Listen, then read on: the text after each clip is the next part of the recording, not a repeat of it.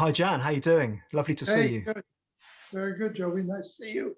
Yeah, it's great to finally meet. We've never met in person, so we met just a few minutes ago through the power of the internet, which is obviously one of the most marvelous inventions of the last 25 years. Absolutely. um, so I've been playing a few pieces of music which I know you know an awful lot about, and I've been playing some of them for 25 years, and I've been playing some of them for just a handful of years.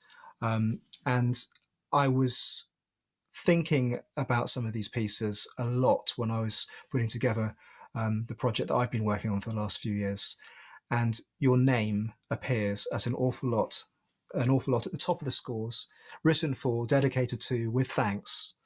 Um, Uh, so I'm so glad that that you've made time to talk to me about some of this amazing music and yeah, great. repertoire that you've Uh, helped happen over the years.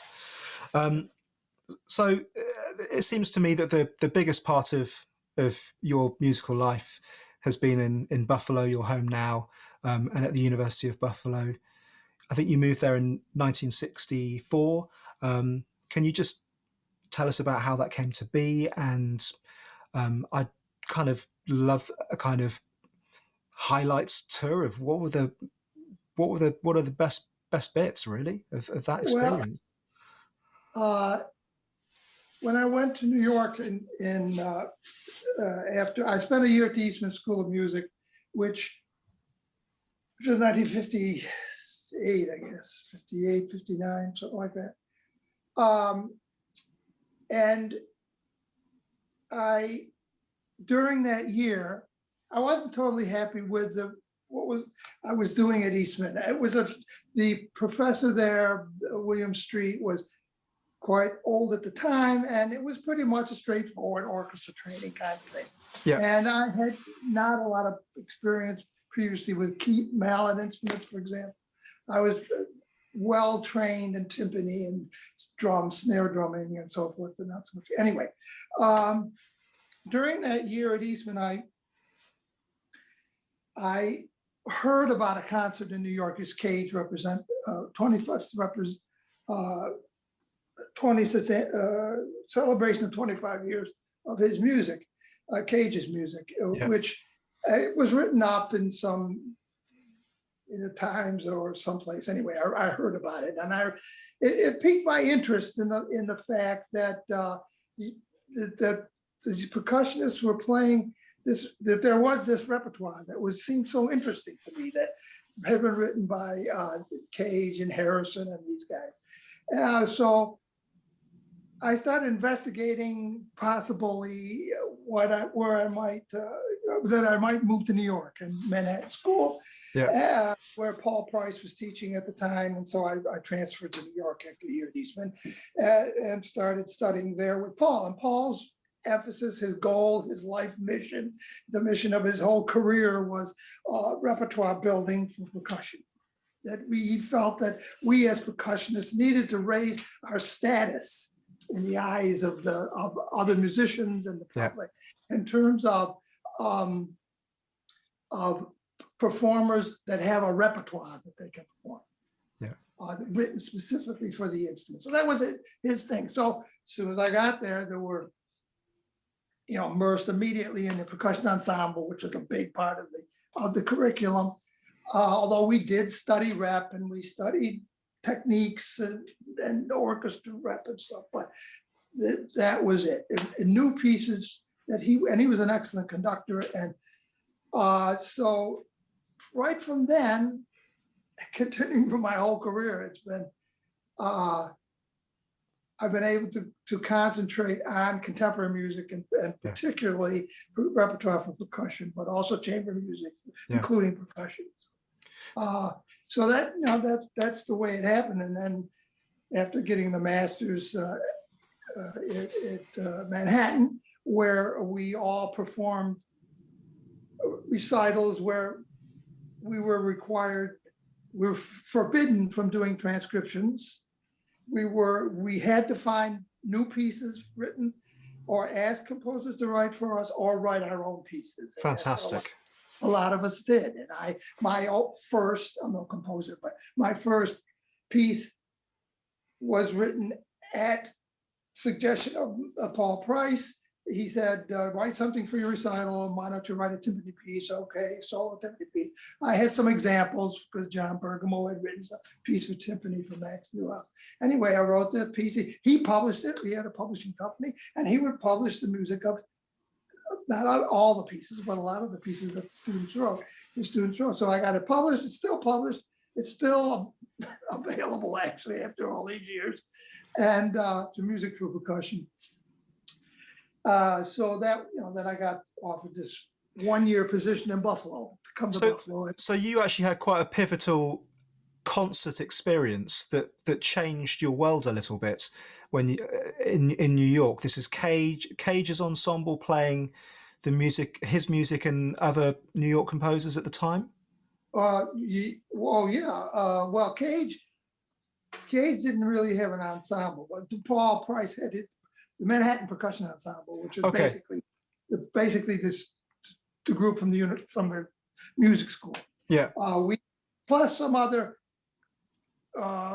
musicians who lived in New York. For example, Michael Colgrass. I don't know if you know that name, but he was an early student of Paul's in Illinois. He was in New York at the time, so he would play sometimes with us and other musicians, but mostly it was the students from his class at the university, and we would play concerts at the school, but also around the city, within the libraries and public library. He was very active, and he was the first to start recording percussion music.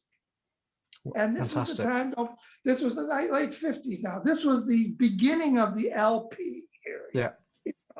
And it was the beginning of the so-called hi-fi area, where record producers were looking for music that was dynamic and big because of this the whole stereo and hi-fi thing was happening. So there were a couple groups, other groups in the country that were doing percussion, so-called percussion ensemble concert recording. Enoch Light, the pervasive percussion recordings, but these were basically pop. Yeah, okay. But this was an anathema to Paul. He insisted that we must do legitimate music by composers who knew the instruments and who saw the possibilities in this broad spectrum of percussion. A lot of questions that they had, they didn't know about it.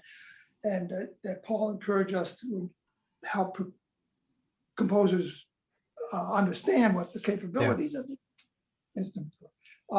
So these early CDs on LPs on Urania Records, and several early recordings that he put out where he played music by composers that he knew from Illinois, like Michael Colgrass and Miller, Jack McKenzie, and so forth.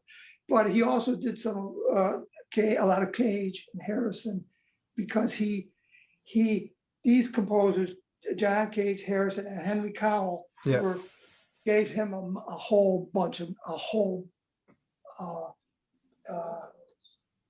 volumes of music that had not been played since the 40s, Yeah, of course. So we had that rep to rely on. We were doing the Harrison fugues, the Cage pieces, the first construction in metal, the third construction wasn't published yet. But anyway, a whole repertoire was based on those pieces. Fantastic. Things like the Lou Harrison violin concerto? Would that have been? Yes. And Hidden Jamie. I heard the performance at the Town Hall in New York with. I didn't play that, but some of the other Ray DeRoche, I think, played. Right. Maybe Max and John, but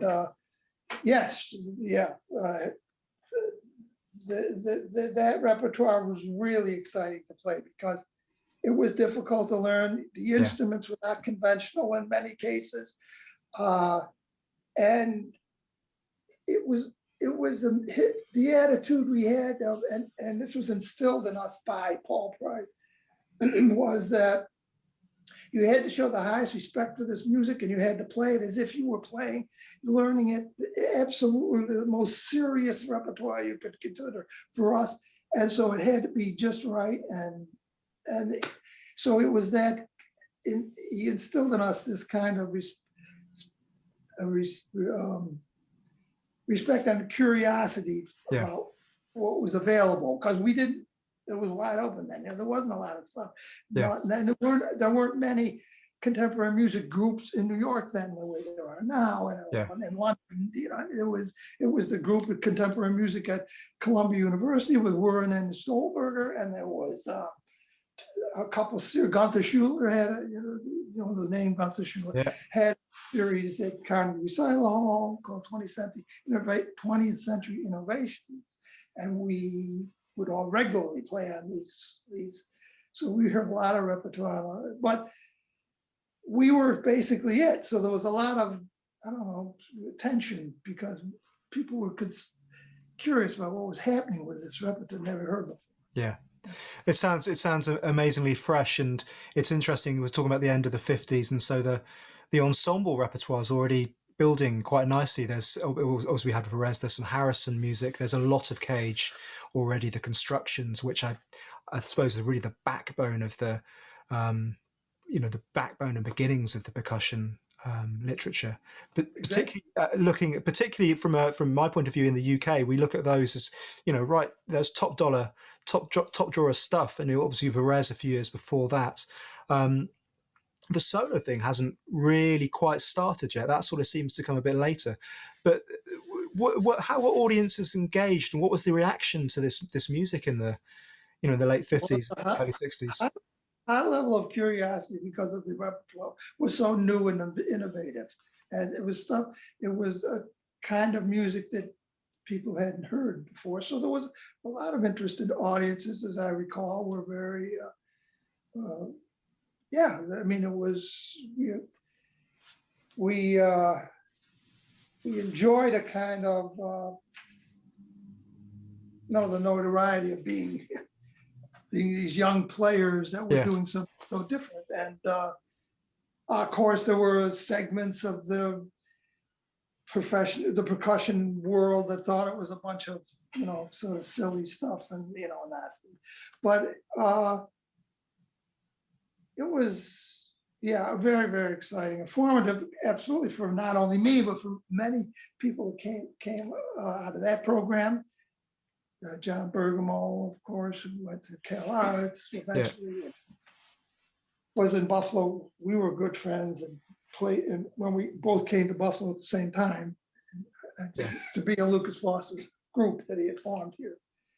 Yeah, so you then went to Buffalo in '64 as part of this 1-year experimental research program. Is that right? Yeah. It was a Rockefeller Foundation grant, and it wasn't the only one at that time. The foundation established or supported several university groups to specifically concentrate on contemporary music, but Buffalo was one of them. It was called the Center of the Creative and Performing Arts at the university, and we, as members, there were 20 of it, I think 16 originally, were called Creative Associates, because the term developed from the relationship to a research associate at the university. We were a creative associate, kind of a postdoc, doctoral kind of thing. It was meant for young professionals finished with their education, not yet established careers, and who would come to Buffalo, get together, study these new music, present a series of concerts. That was it. We were housed at the university, but we had no teaching responsibilities. We were there only as in this center to prepare these concerts and work with the composers who were in the group. George Crumb was a member of the first group, and over the years. Silvano Busotti, Kago was here for not as a member of the group, but as a visiting professor, Yeah. et cetera, et cetera. So we did the concerts in the gallery, Contemporary Art Gallery here in Buffalo, and also repeated them at New York at the Carnegie, what was then called Carnegie Recital Hall. Yeah. Now it has a different name. It's Yeah. a while. So if you had someone like George Crumb in that first year, does that mean pieces like Ancient Voices? Does that come from that period? Does that come out of that? Oh, you got me that. No, I think that's somewhat later. He was here only a year or maybe two. I know that what pieces that I remember clearly were the madrigals for bass and percussion, vibraphone, and piano, which he wrote. The madrigals, book 1, he wrote when he was here, and Right. the Macrocosmos came later. But George came as a pianist / composer. There were many what Lukas referred to as the hyphenated musician, the pianist, composer, percussionist, composer, whatever. And George played a lot of piano when he was here. Yeah. Well, I think we all have a portfolio career these days. It's rare that one doesn't. Yeah. That's I mean, I know some of the other names on that first year, and the program sounds immense. And obviously you then stayed for, I mean, you're still in Buffalo, but you stayed at the university moving into various different positions, working with the percussion ensemble. Yes, it was 1 year, possible renewal for the second year. And my wife was fortunate; she's a violist, and she at the same time I got the grant to come to Buffalo, she auditioned for the Buffalo Philharmonic and got in the orchestra. So she was also playing in Buffalo. So then I was renewed for the second year, and then the third year again, I guess. And then they offered me a faculty position because there was no percussion. Well, a percussion faculty member retired, and so I was offered a position, but I only accepted it with the proviso that I would remain working with the group. Yeah. And that would be considered as part of my teaching responsibilities. It was part of my so-called load at the university. So from there I stayed, and over the years worked with the administration of the center as well. And I was music director for a while and whatever, conductor. But so it was for me not a typical university college faculty position in the sense. Yes, I did teaching, did ensembles, but we were in a conservatory. It's a university, large university with a music department. So so I could sustain this hybrid position of teaching, performing. Yeah. And also, as a result of being so close to New York, Buffalo's, I don't know how many hundreds of miles, but it can't be very many. That whole school of composers, Cage, Eastman, Earl Brown, they come through, they visit the university on. Oh yeah, very often. And that was because of but by the way, New York is about an 8-hour drive from Buffalo. Yeah, the UK is so small. I mean, that's like driving to Scotland.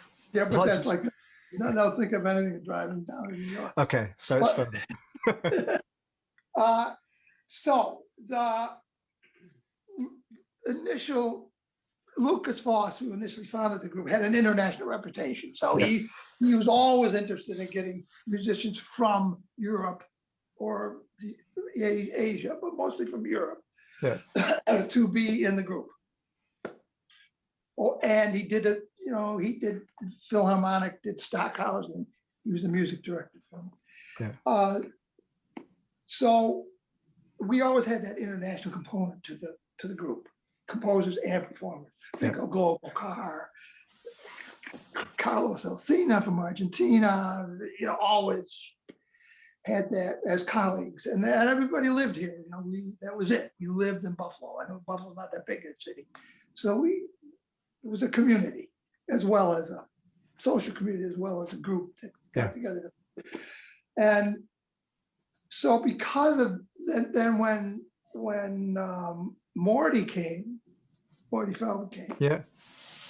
the whole New York school, I mean, obviously, he and Cage and Brown and Christian Wolf, they were all, together in New York and knew each other, worked together. So they would regularly come up to Buffalo because we were programming their stuff. Yeah. They knew more. They heard our concerts in New York, so they knew they would come to the concerts in New York. So they knew the quality of the playing. So they would come through. Yeah, absolutely, regularly. And obviously one of the things that gave you the opportunity to develop is one thing that's very close to my heart, which is that relationship between a performer and a composer. So you've obviously had the opportunity over those years to develop relationships. Over my entire career, starting at the Manhattan School. You ask somebody to write a piece, you work with them, even if it's one of your colleagues, percussionists, Yes. Hey, John, what do you mean by that? You're working from the beginning. So that's what we did. We worked with living composers who were here, and we interacted. We lived socially together with them, and we also, because it wasn't that big a city, we worked together in the sense of producing their pieces. Most of the time, I think our average was pretty good of making composers happy, but sometimes it wasn't the case. They didn't appreciate how we did a certain piece. I mean, but we got immediate feedback, and hey, that's what made it so exciting for me, particularly as a percussionist, because you get that instant feedback, and you work things out together. Whether it's Marianne Amiche, who's written for empty oxygen tanks that you bang together, and where she asked me to play the harp, not in a traditional way, but things like that. Yeah. And working with Kagel on his piece called Sonant, which was it's just so many years ago now, and so vivid, the memories of those rehearsals. Yeah. For me, so vivid. Very, very. If you had to highlight a couple of those performer-composer relationships, or a couple of those maybe performances or recordings over your time, what would be the ones you look at with that really was these were my favorites or most memorable experiences? Well, there would be Lukas's work where we were very close, and from the first time I played echoey with him early in my tenure here, and after that, his support of my work and encouraging me to do stuff and including me in his projects and writing pieces for me, which included where we played together, like his piece for Ni Bui Ni Vitesse for piano, interior and piano, which we did a lot together. And so from Lukas, his concerto for percussion, which he wrote for me. I mean, okay, I don't know that piece. Okay, yeah, it's a crazy piece. It's from 1972, or I think the Ford Foundation Commission. Excellent. It's called Concerto for Percussion and Large or Small Orchestra, and I played it many times with him conducting, and other times without him conducting. But I played it. I never played it in England, but I played it in Germany and Tel Aviv and in New York, in Copenhagen, and I played it a lot back in the day. It's a nutty piece, and orchestras. It's not traditional anyway with it. If you ever, it's published by Edition Salabert. Okay, yes. And the score is available. Yeah. You could get one for perusal, I think, if you want Yeah. to check it out, but it's pretty crazy. Anyway, from that to say the Jaron Hiller, who was, a composer that was very much involved in the development of the use of the computer for musicians, right? Okay. Started in University of Illinois, wrote the first piece for computer called Iliac Suite. When he about? came to What's that? When about would that? What year would that be? That would have been, when was Hiller here, Diane? Asking my wife. Hi, Diane. Probably he was 70s. Mm. He came after Lukas left Buffalo. Then Hiller came from Illinois as music director and to start an electronic studio.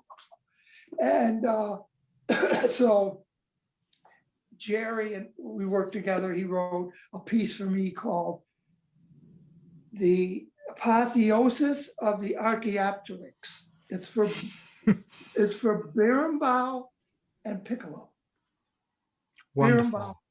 I never played berimbau in my life. I did, and he doesn't use it in kind of traditional way. I had to learn some technique. We wrote pitches for it. It's one of his better pieces, actually. It's recorded, I think. You could probably YouTube it. Somebody plays it. I coached it a few times. This is amazing. So in the 70s, at some point, you get presented with the challenge of playing berimbau in a duo with piccolo. Right. That's So I heard all of that correctly. At some point in the late 1990s, a friend of mine, Nigel Osborne, who's a composer who's done a lot of work in the Middle East, bringing families back together using music, but he's also a composer based up in the University of Edinburgh in Scotland. I commissioned a piece from him for oboe and percussion, and the fourth movement of that piece is a solo for berimbau with the fax, because it was a fax in the end of the 90s. The score came through.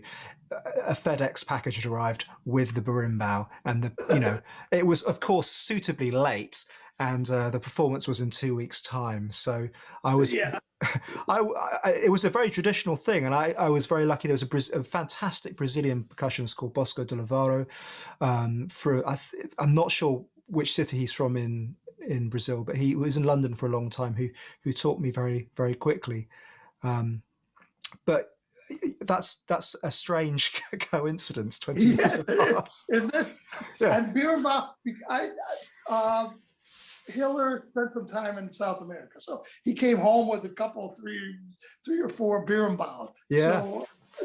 So I mounted it on a floor stand, so I didn't have to hold it, and then I could do this kind of. And and anyway, it's really an interesting piece, a good piece, I think.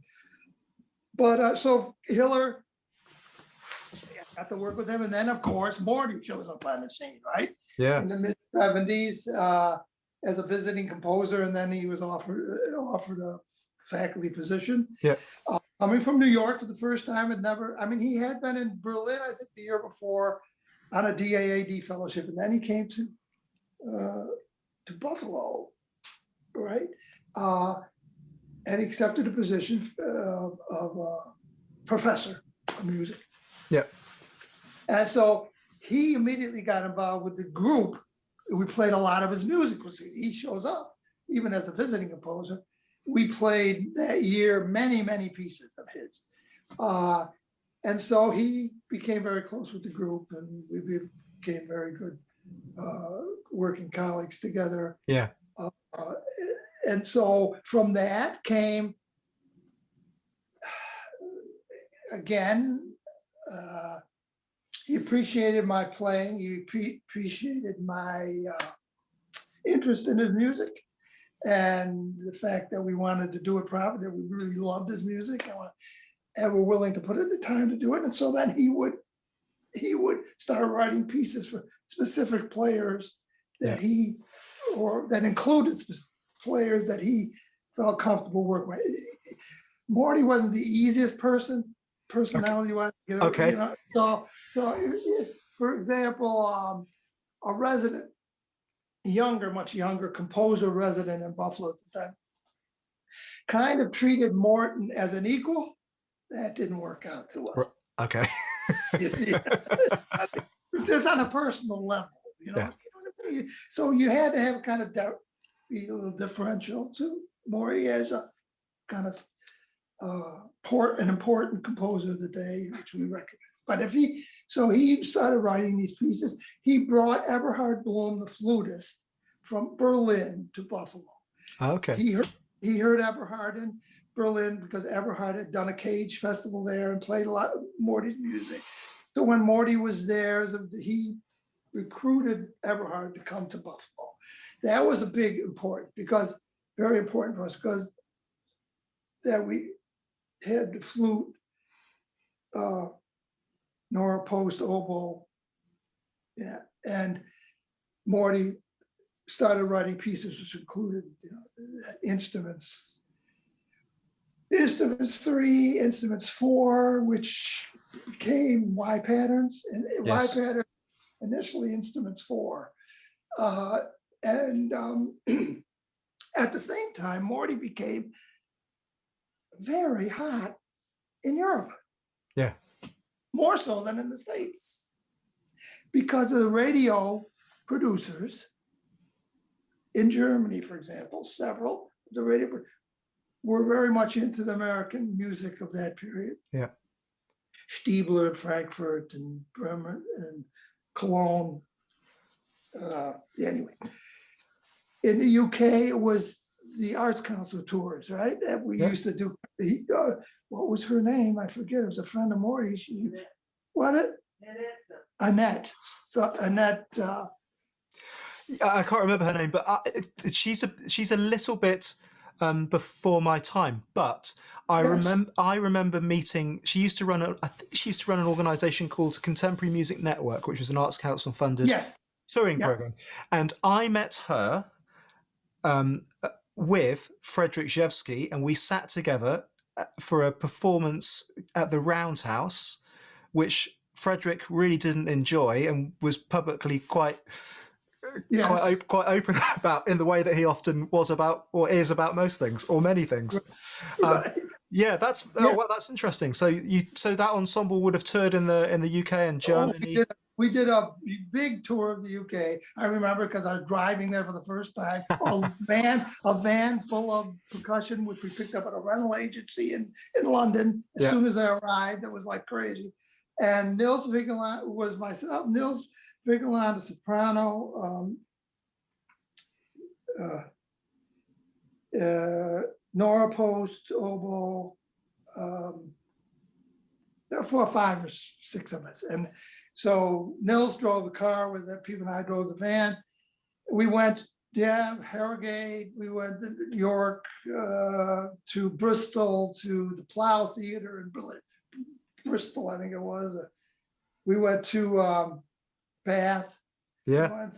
But the most memorable was our week at Dartington. Oh, you went to Dartington? No, we were there for a week with Morton holding court at Dartington. It was something to see. He would give lectures and talk. He would attract a lot of attention from people, just wanted to meet him. And he designed these concerts that we did there. And that's where I played the Martin with Nora. Wow. And plus his music, of course, I think Y patterns we probably did, and I forget which exactly, but I remember the Martin. Yeah. And Nils, he did Cage, and anyway, yes, it was. So Morton was quite a strong reputation. His publisher was UE London. Yeah. Oh, as opposed to UE US, yeah. Or UE Vienna. Yeah. Not UE Vienna, but yeah, it was because of one editor, the head of UE London. I know him so well. I'm 81 years old. I'm starting to lose my memory a little bit, maybe. Anyway. We all do that. He attracted, UE London attracted Morty away from C.F. Peters in New York, so, which was Misley published his early stuff. Yeah. So so then we did a lot of work in Germany. Was very, very big for us, particularly Berlin, because the Berlin Eberhard Bloom relationship, Eberhard coming to Buffalo, and then these producers, as I said, in Cologne and Frankfurt mainly, and Bremen to a certain degree. And then in Holland too, there were people interested in Morty's music. Played a lot in Holland, Amsterdam, Middelburg. We did for Philip Guston in Middelburg. I remember a stunning performance in a fabulous place. Anyway, so we got to tour. Yeah, Morty, it was fabulous. I mean, it was like we could do the music we love to do, and we had input as to what to do, and we worked with it was fabulous. I mean, if you just take a look at some of what I would kind of think of the essential Feldman works, like Crippled, Symmetry, Y Patterns for Philip Guston, it's your name. Occasionally you're conducting some of these pieces. You're obviously the percussionist on these recordings, which are the things that we will go and listen to as the point of reference. So yeah, those three trios were very, very, very important to me and to the three of us. Morty initially wrote Y Patterns because he wanted to play it himself. He wanted to play piano. Okay. When especially when we did concerts in Europe or around. So he wrote this piece, and that is one of the reasons that it's not coordinated vertically, right? It's three simultaneous solos, people playing in the same tempo, the same quality of music, but it didn't need any coordination visually, because he couldn't see, right? He was practically blind. Yeah. For all intents and purposes, he was legally blind. Yeah. So he wrote this piece that we could just play together, but then after a few performances then he decided he didn't want to play it anymore. So then Nils Spiegelhaupt came, and we became he used to bill us as Feldman and Soloists when he would do these concerts. Yeah. Right? Feldman and Soloists. Then after he died, we continued as the Feldman Soloists doing concerts. Oh, lovely. And doing those pieces. Yeah. But those three trios were, Y Patterns, then Crippled, which is my favorite of the three, I think. Yeah. Were quite amazing. I remember Almeida Festival doing Y Patterns and doing those pieces. We did them a lot around and recorded them in for Hat Art, the Swiss record company, right? Yeah. Hat Art. Werner Uehlinger was a big supporter, and we recorded. And Uehlinger had deals with the radios, that they were kind of jointly. We could record in the studios of the radio, then the radio could broadcast it, but he could then record it and release it. Yeah. He had this kind of deal going. But unfortunately, for a lot of those Hat Art was a limited production, 1,000 LP or 1,000 CDs. That was it. Yeah. And when they're out, and so nobody can get them anymore. But that was so. That was how I got to do all that traveling and performing. Wonderful. Yeah. Wonderful. Really. Yeah, I have no complaints. You mentioned your week in Dartington. I don't think I've met anyone who has been to Dartington who doesn't mention it with great fondness. I went there briefly as a student while I was at the Guildhall in the 90s, and then I worked there professionally, I don't know, probably for 10 years at the summer school during the late 90s, early noughties. It's a very magical, for one who hasn't been there, it's a very magical place. Do you remember the Tilt Yard, the giant green structure with the trees around the top behind the? Yeah. And did you then, when, I'm not sure what year you were there, will you have been there in the 70s or 80s or?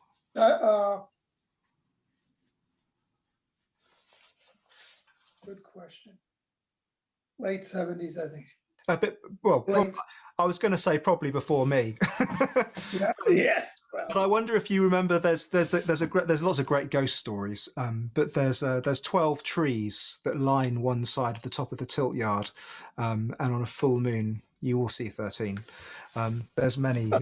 I have so many happy and fond memories of that Yes. of that summer school. I remember one huge tree. I don't know why I remember that, but I remember some just humongous tree that we used to hang out and watch the bats at night when flying around, when it start getting dark or whatever. Wonderful. Yeah, and Morty, I have some nice photos from there, and they're all available on the UB website. I don't know if you've seen them. No, I haven't. I have a collection of photos at University of Buffalo Music Library web. And a lot of them from the tour with Morty. A lot of them with Morty, and several in Dartington. Yeah. I remember driving. Morty wanted to go to Land's End because that's the thing he wanted to see. Go to Land's End, so we drove. It's relatively close on these narrow lanes, going there and back. And I remember going to Totnes, I think. Yeah, Totnes. Totnes is the town next door. Yeah. Yeah, great memories. And we made some fabulous music. I mean, I remember playing Damathan in this room with a huge fireplace. I don't know if you remember. That sounds like the Great Hall to me. Yeah, I remember standing practically in this huge fireplace. Yeah. Playing at Damathan. There's a photo, I think. Wow. Or and I doing that there. Listen, so I got that piece several times. So listen, I'd love to come back to Morton, but you've mentioned this piece a few times because I did intimate that I wanted to know a bit more about it. So, Damathan is a composition by Xenakis. For those who don't know, I discovered it in the Guildhall Library when I was doing my 4th year contemporary music specialism for wind, brass, and percussion, which was taken by a wonderful trombone player who lives in Scotland called John Kenny. I don't know if you've come across that name.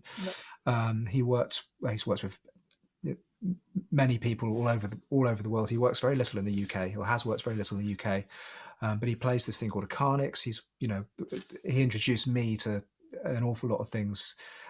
He was very, very important for me.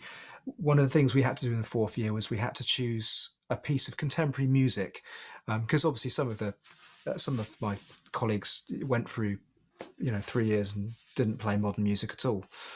Even in the late 90s, people could get through college and playing historic music by dead Western people.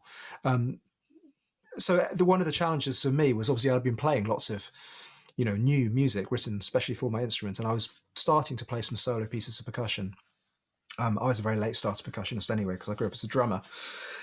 I found this score, oboe and percussion, Damathan. I thought, oh, that looks good. And I had a friend, good friend, who is now my wife and has been for some time as well.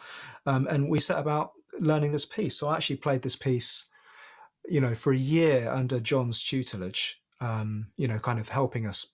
How do you, put this on, and we put on a concert, and then we spent 10 years touring. So I think I've played Damathan, well into three figures in terms of times. Well, yeah, you win the prize for that one. I think you're probably the only person that stayed at that much. Well, it gets easier the more you do it. Well, most pieces do, I think. I mean, maybe not maybe easier for you, but easier for the next generation. Well, yes. Later. Yeah, quite. So that, I mean, I actually haven't played it. I don't think we haven't really worked together as a playing contemporary music duo since sort of 2011, something like that. Once our second child came along, it was all too difficult to keep on doing that, and we have careers, lovely careers doing other things these days, and that's a nice thing to look on back. But I went downstairs because the bottom of my studio's got all the old scores for our scores, and I hadn't realised. I hadn't remembered when we communicated a few weeks ago that obviously this is a piece from that period. This work was commissioned by the Center of the Creative and Performing Arts, the State University of New York at Buffalo. It is dedicated to Nora Post and Claude Fauré, who enlightened me in the oboe multiphonics, and to Jan Williams and Morton Feldman, who initiated this piece. It's an amazingly difficult piece of music to play. Yeah, I'm interested that you have that dedication on there, because in the public, I don't think it's in the published version. I think that must be a manuscript version, isn't it? Yeah, this is Xenakis' hands. This isn't a. Yeah. This is what we used. Right. difficult to read, and yeah. And it was. I mean, tell me first of all. I've joked on many occasions, but not for a long time, about when myself and my wife were learning this, the brilliant idea that someone called Nora Post would take up the oboe as a professional musician is almost perfect. But tell me about this piece. How did it come to be? And then I'd love to know how you went about it, because I know how I went about it. There is a story involving how it came to be. Okay. I'll try to make it brief. Well, Morton Feldman had his festival in Buffalo called June in Buffalo. Okay. Which he started, every June, a week or two, where students would register and there would be a guest faculty. And one year, Xenakis, he invited Xenakis. Yeah. For not the whole time, it was 3-4 days, maybe. And we did a couple concerts of his music. I remember we did one of Persefasa. Well, it was Aonta in the first, which I conducted, and then Persefasa, and it was in an art gallery, and we did it for. And Xenakis was there to hear it. After that performance, we all went to the Anchor Bar, which we always did, pretty regularly did after concerts. Okay. It was a bar in town, which has become famous worldwide as the place where buffalo chicken wings were first invented, or whatever, come up with. Yeah. So after that concert, which was an afternoon concert, we went to the bar, and we were sitting at this big table in a room by ourselves with Xenakis and Morty and Nora and myself and everybody else involved in the concert. And at one point, Morty leans over the table and says, "Iannis, how about writing a piece for Nora and Jan?" Now, we didn't know anything. We didn't know he was going to ask him. He didn't mention it. But he just he said, threw it out, And my first reaction was, yeah, right. He's going to write a piece for us. Based on, just knew. Just heard me on my work in this one concert. Yeah. But anyway, he agreed, which I was surprised. I don't know if it's on the spot, but the next day or whatever, he told Morty he'd write the piece. And again, I was skeptical. Am I ever going to get this piece? I mean, maybe he goes away and forgets. A few weeks later, or a month, I don't remember how long it was, I get the piece in the mail, just the one your score. I mean, that's yeah. That's what we got. Morty got it in the mail, and he gives it to me. He says, "Oh, here you go." So I had never played. I don't think I ever played Safa. No, I never played Safa. Okay. At that point, but we started, and Morty says, "Great, because I want to tour." The reason he asked him was he wanted a piece to go to tour in Europe, to put on his, because Morty very much respected and liked Iannis' music and thought it was special stuff and wanted to incorporate it on his program, but he didn't have a piece. Yeah. For that particular combination or solo. So that's how it came about. So we learned it, and then we did it on the tour in Europe and in England specifically too. We recorded the only recording is a radio recording for the VDR, I think. Okay. Which I think I have a copy of that recording, but that was the only recording. And Xenakis never heard us play it live. Oh, okay. That's a shame. He only heard that radio recording. Right. So we didn't have there was no feedback from him. Right. Because he wasn't here to hear us put it together. Yeah. Or to hear us so he took it on, that we would do it. I mean, Morty said it was fine, then okay. And so he never heard us play it live, only in that recording. I think. Yeah. But we never had in the process of learning the piece, we had no feedback directly. How I mean, it's one of the hardest things I think I've ever played, and I've played quite a lot of difficult things as you have as well. I've heard many stories of, I mean, and the percussion aside, the oboe part is incredibly difficult. Oh, You have to make an awful lot of decisions about the multiphonics, and because they're different on different instruments and stuff. I speak as some sort of vague authority on the oboe because I spent so much time touring in a duo with one. But you have to play top Cs. These are notes that you can't play. You have to use your teeth in order to fire the harmonics up. And my wife studied with Roger Redgate and Melinda Maxwell on some of this repertoire. They're two exceptional English oboists who focus just on contemporary repertoire, or mostly contemporary repertoire. But the percussion part, I've often heard of it being done by two players, the part being split in two. I mean, and if you for people who don't know this score, I mean, there is some, what I would say is Anarchist drumming. Yes, it's a bit like Zaffa, it's a bit like Rebonds, it's a bit like Occo. It's got those flavors of, 6 drums. It's, hand drummy congas and bongos. I think there's a kick drum and there's a tam tam. There's some sort of noisy sounds.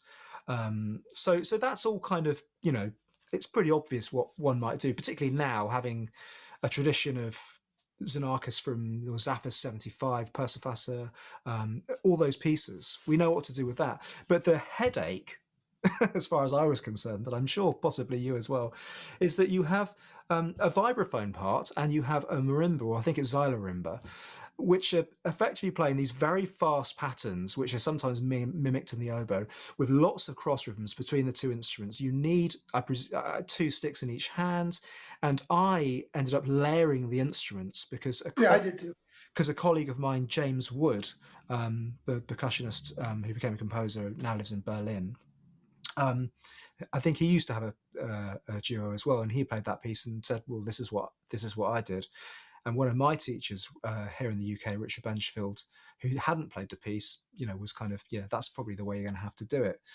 I still think that after 10 years of touring, and we made a recording quite late. I think it was 10 years before we made a commercial recording of the piece, which I think is pretty close.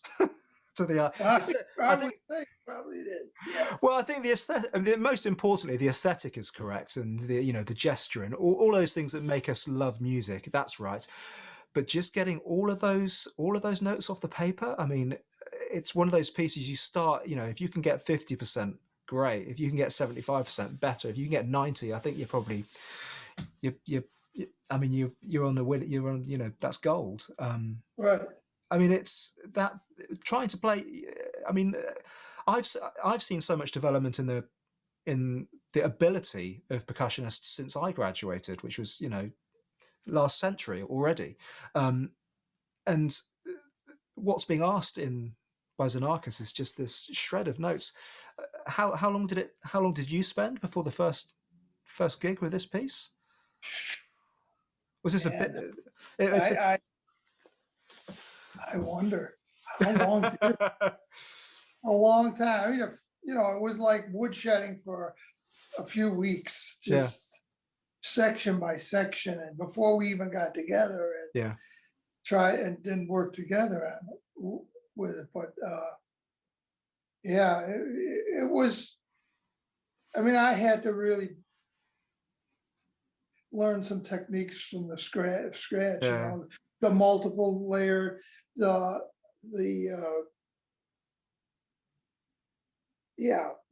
quick, like one hand stuff on the marimba while you're doing 5 chords. It took a while. I think the effect is very powerful, particularly in performance at close proximity. It's I mean, I suppose it's one of the, you know, Xenakis in terms of percussion music, and particularly, you know, European percussion music, I suppose, because I think it's nice that we actually have these pockets. You know, there's a huge bulk of American percussion music, there's a huge bulk of European percussion music as well, and it's one of those pieces that not many people will play for many reasons. But it attests to difficulty because it didn't get played by anyone for quite a while after it was even published. It wasn't a piece that you heard about being done, or you did hear about other pieces of his being done. I mean, first of all, finding an oboist that could handle it was not an easy task. It's definitely, it was a highlight for me, and the fact that it came about by a whim, you know. Sometimes popped in his head, and Marty said, "Hey, we're doing this tour coming up, and Xenakis is here. Maybe I'll just ask him, you know." Sometimes you ask, you get, don't you? I think he paid him like $1,500 for a commission or something, you know, ridiculous like that. Well, back then that was probably a piece of change, as Marty would used to say. Well, it sounds like it was quite a quick turnaround. It's just a few weeks to the score arrived. That's good. So that's interesting. So that's quite a quick write. Now the piece that I'm really excited to talk to you about is obviously Morty's The King of Denmark, or as he refers to it in a conversation, which I'm going to put a description in the link so people can see this conversation between yourself and Morty, which I found online. He calls it the King. He refers to it always as the King, which I kind of love. I have no idea why it's called the King of Denmark. Did you? He mentions that in the interview. Oh, does he? Oh, well, there's obviously been too many weeks. Because I use that excerpt when I do talks about them. I do some talks to students. Okay. I put together some presentations, and I have it excerpted from the live interview of him speaking, that bit where he talks about how it came about. Oh, remind me. But he doesn't. He says, I don't. As far as the title's concerned, I don't know. He said, I don't really know how it came, but what it refers to is, you know, during the Second World War, so the story goes, the King of Denmark, when everyone was asked to wear the Star of David, the Jews were asked to wear the star when they went out in public. That the King of Denmark would go out in public with the star. He wore a star. And he said that basically the connection, he says, between that story and the piece, he even Morty's not quite sure of the connection, but there's something that, and he talks also in that interview about how the piece came about. He was on this beach in, near New York, Rockaway Beach or whatever, and the wisps of sound, I love that term he used, the wisps of sound coming from a distance, a radio over here, people chatting over here, but all very kind of low. That's what he was kind of hearing with this piece. The story about, why it's with fingers. You know that story? The Max Newhouse story? No. Okay, Max Newhouse. Do you know the name Max Newhouse? Well, Yeah. Max Neuhaus is the recording that I've listened to a million times. My favorite recording. Yeah. For me. Okay. So, although Morty doesn't publicly mention it, I mean, he did kind of write it for Max, and it was premiered by Max in New York in 1964. Yeah. At Town Hall. But Max tells the story of Morton coming to Max's studio, which is on the Lower East Side on 5th Street or something. He had this where he lived, but it was also his studio, just a huge open room where he had it set up. And Morty came down to hear, what the piece, what Max had come up with for the piece. And at that point, Max was using mallets, Max said, Morty kept saying, softer, play it, it's too loud. So Max, according to Max, said, well, Morty, how about I use my fingers instead of mallets? Yeah. And that's how it happened. According to Max, I have no reason not to believe that that's the way. Yeah. That's a true story. Funny story about me playing the King of Denmark at Darty.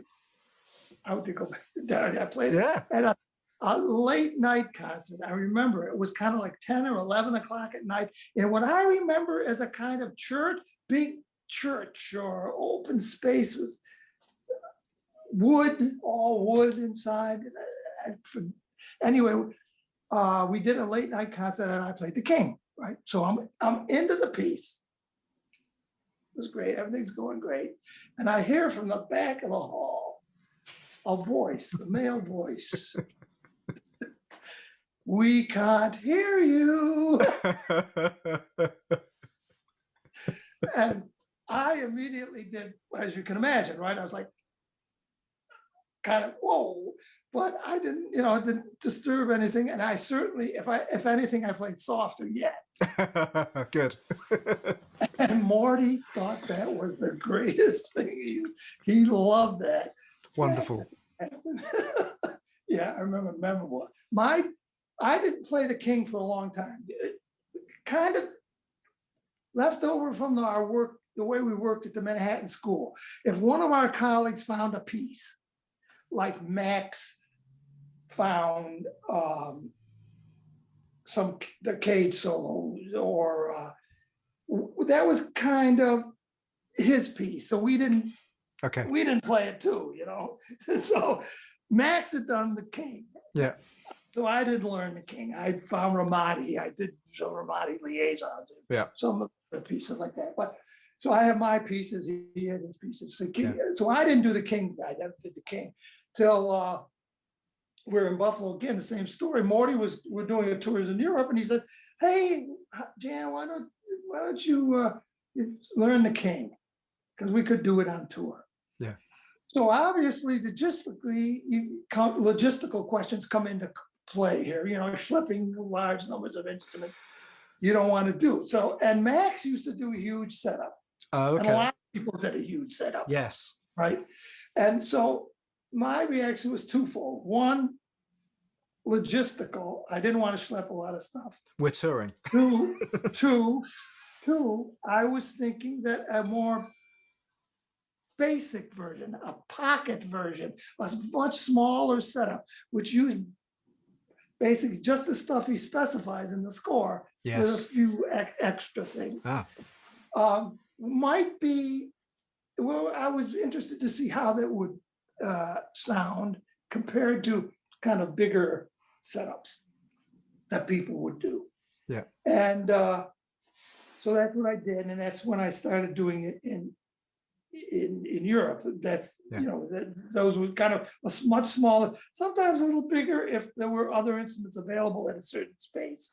The most tiniest version I did, I think, was a recording for the radio in Hilversum, Holland, where they didn't have stuff at all, or it was a, kind of a pop-up recording session or something. Yeah. So it was really tiny. I just did about one of everything. Yeah. And then so then I recorded it for Head Art, and basically again, and I thought it worked well because in the larger versions that use a large number of instruments, that the tendency was that you only heard a particular sound once or twice during the whole piece. Yeah. Right? Yeah. Whereas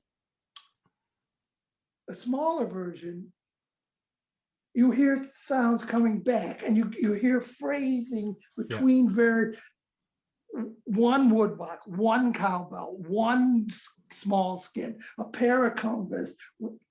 The vibe I use for the clusters, I use the vibe most arms and stuff for clusters. Yes. Yeah. One tam, and a gong maybe. So you hear, then you would, as a player, I found I was able to kind of phrase things in a way that is different than if it was spread all over the place. I don't know. It's kind of like a more lean, focused. Yeah, totally. I think when you're doing those, when anyone's playing those multi-percussion setups, I think for me, when one starts to focus the sound and really build that instrument, because it's for me, because I grew up as a drum set player, the drum set's one instrument. It's not a kick drum, a snare drum, and a hi-hat. And when I play the King of Denmark, for example, that's my instrument. My instrument for me is, a vibraphone, some small bells, 3 drums, including the timpani, some 3 cymbals. Actually, I use 3 tam-tams because I've got a set that sound amazing.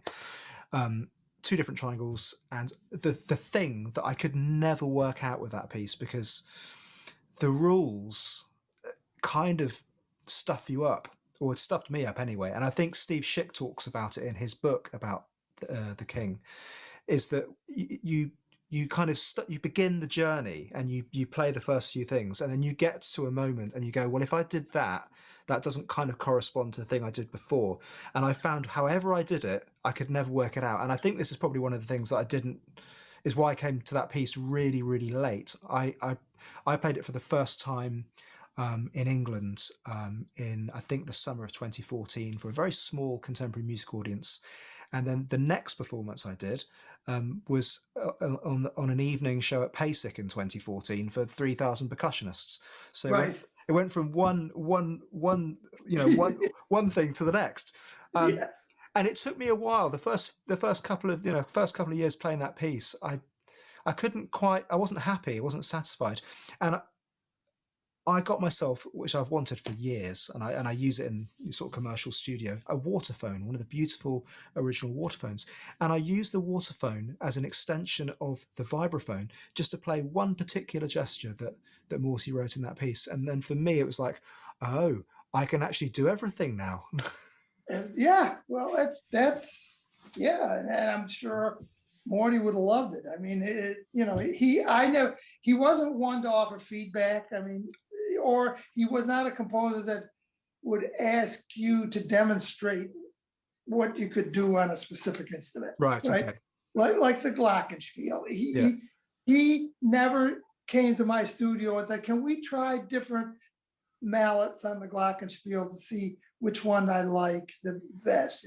He just trusted me to see the level and that you needed to play, how much ictus you needed on each, how much it's more celesta sound, and that's so. Yeah, I think he would have been very, very happy with your solution, and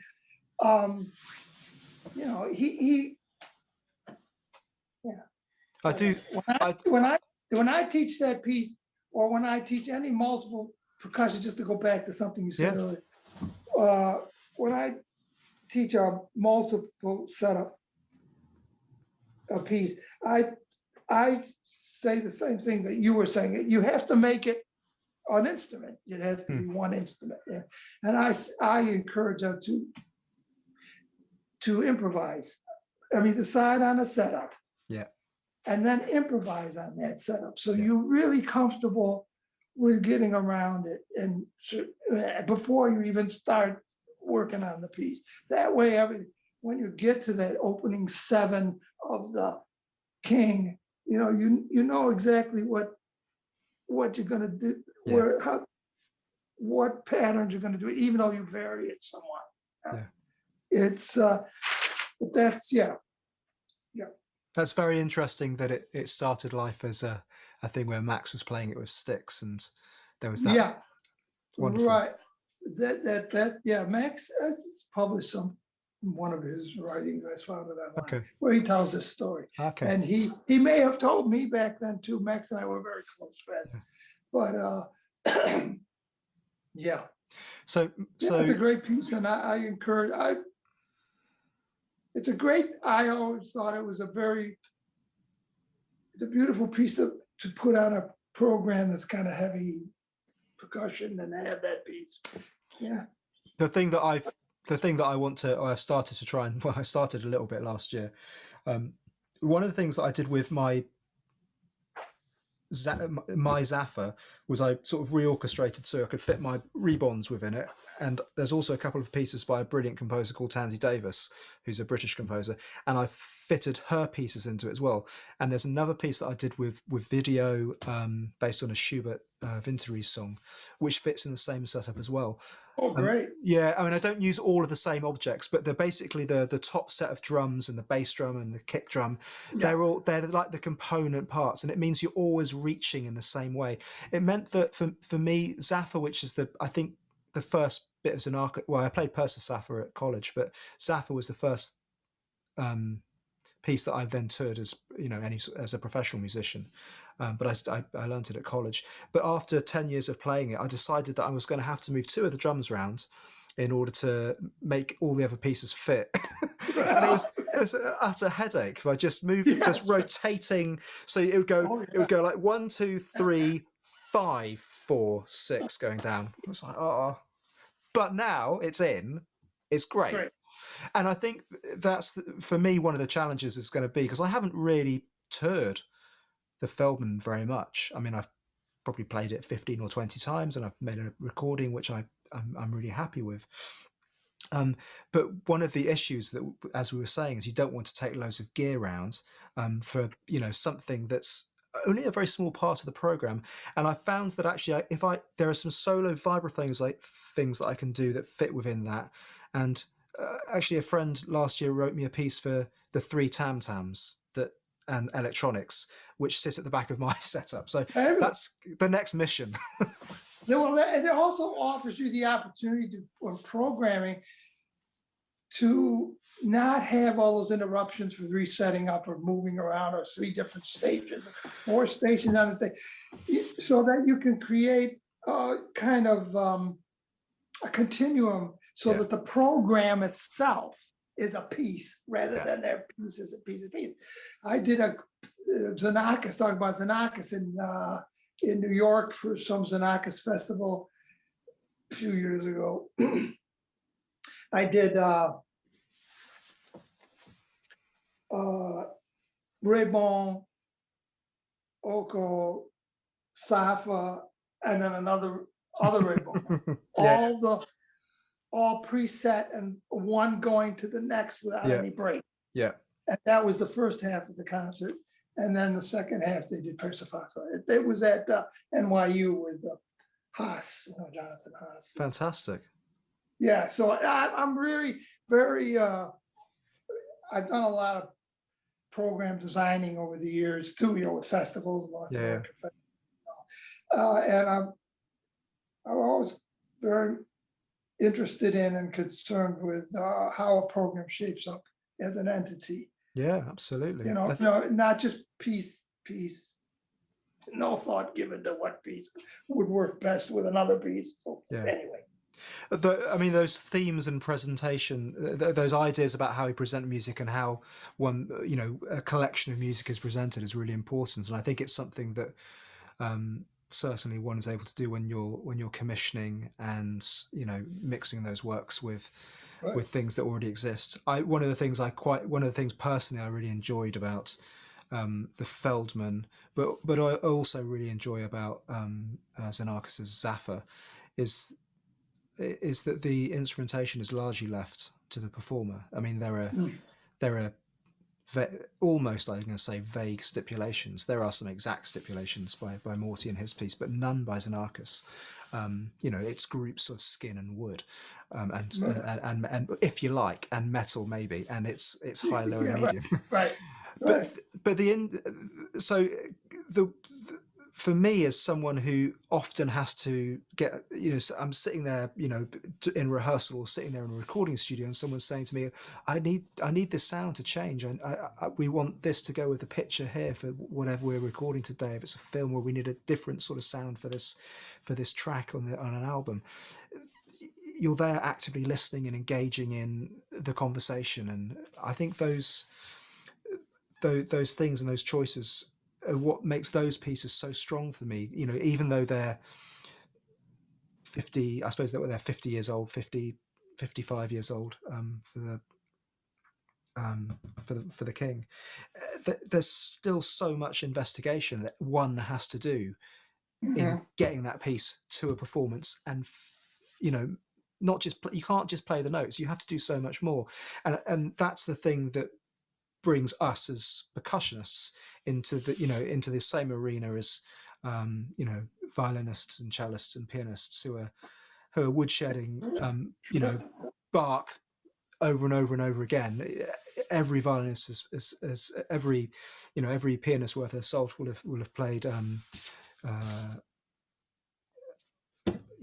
X number of works, and you have to make your own interpretation. You have to get quite deep into the psyche of the composer. And absolutely. I would say that when I hear a performance of Feldman, for example, that is really not, you can tell immediately that the players have not really heard much of this composer's music, other music. Yes.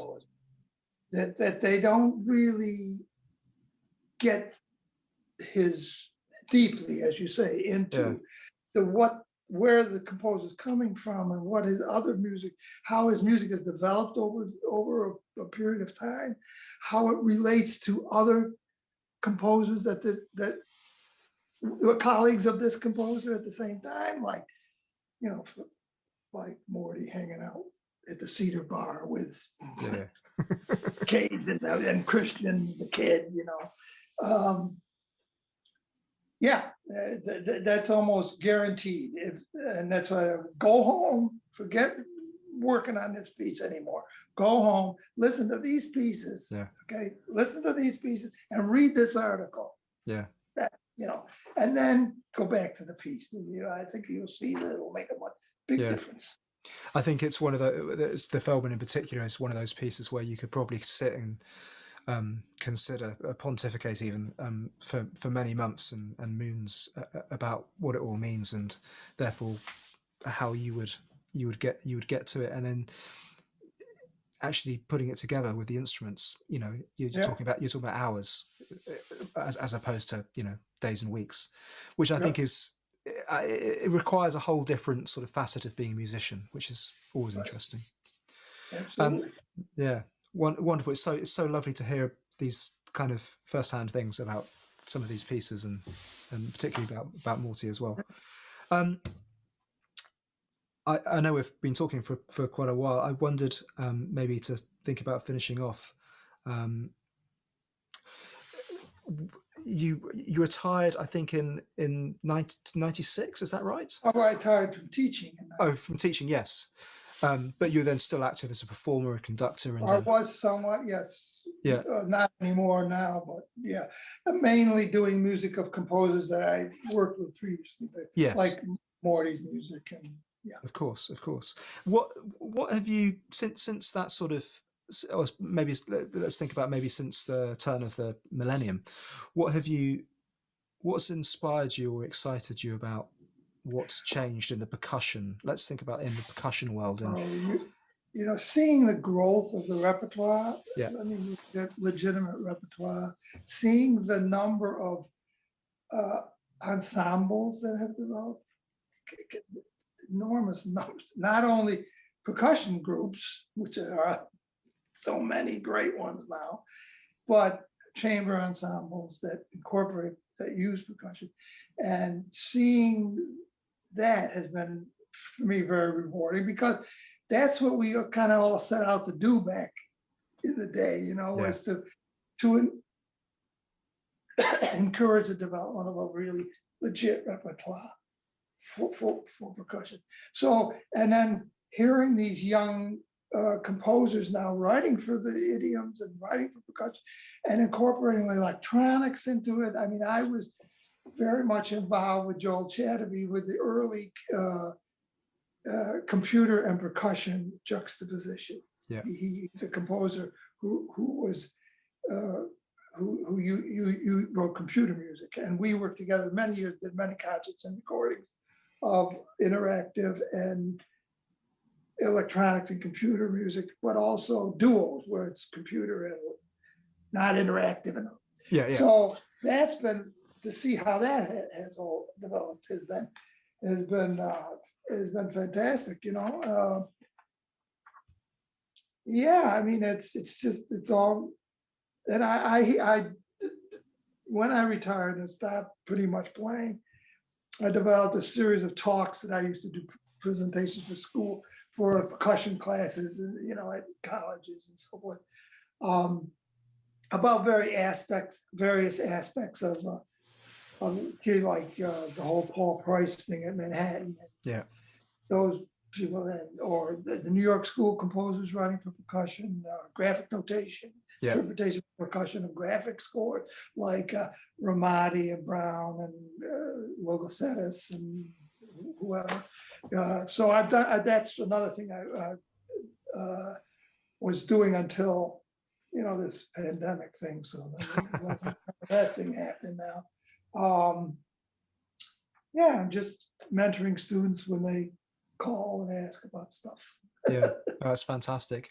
Well, listen, it's wonderful to talk to you and to hear your thoughts and share some of your experiences on. Well, we went out a little more than an hour, but well, as I said. That's okay, cool. Well, thanks for taking the time, Jan. It's brilliant. Yeah, my pleasure, Joby. Good luck and keep it up. Fantastic. Keep up what you're doing. It's great stuff. Very kind.